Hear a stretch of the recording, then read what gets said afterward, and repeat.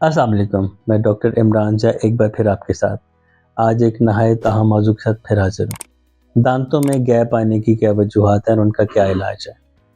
Topic पे जाने से पहले रिक्वेस्ट है कि मेरे चैनल पे मौजूद तमाम वीडियोस को पूरा देखें, कमेंट कीजिए, लाइक कीजिए, सब्सक्राइब कीजिए, दोस्तों अहबाब और ग्रुप में शेयर करें, बेल आइकन को दबाएं ताकि मेरी वीडियोस बर वक्त आप तक पहुँच सकें।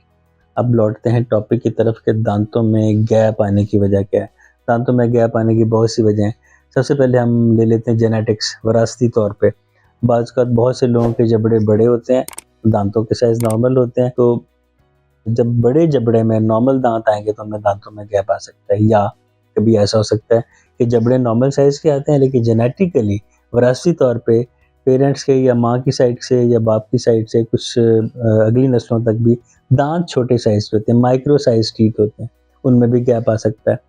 इसके अलावा थंब सकिंग, जो बच्चे बचपन में अंगूठा चूसने की आदत होती है या जो फीडर बहुत पीते हैं या जो मुँह में चूसनी या पेसिफायर रखते हैं, उनके तालु तंग हो जाए तो उनके दांतों में गैप आ सकता है।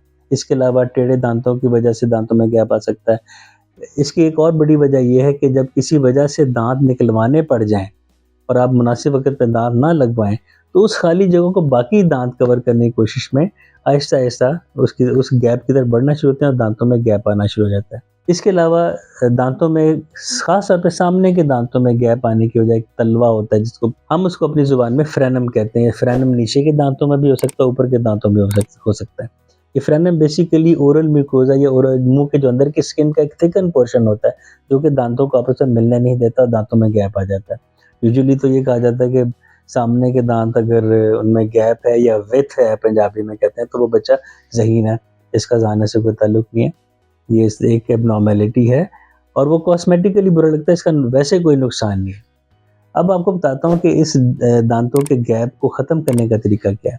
अगर तो अर्ली एज है तो ब्रेसेस या अलाइनर्स के साथ इसको ख़त्म किया जा सकता है, और इससे बड़ी एज है और हम समझते हैं कि इसको अलाइनर या ब्रेसेस से ख़त्म नहीं किया जा सकता, तो हम फिर क्राउन्स, वेनियर्स या ब्रिज लगा के इस गैप को ख़त्म करते हैं, जिससे कि दांतों में खाना फंसना भी बंद हो जाता है और कॉस्मेटिकली पेशेंट की अपीयरेंस भी बेहतर हो जाती है।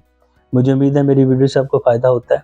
मेरे चैनल पे मौजूद तमाम वीडियोज़ को पूरा देखें, कमेंट करें, लाइक कीजिए, सब्सक्राइब कीजिए, बेल आइकन को दबाएँ ताकि आने वाली वीडियो सब तक बर वक़्त पहुँच सके। आज के लिए इतना ही काफ़ी है। बहुत शुक्रिया।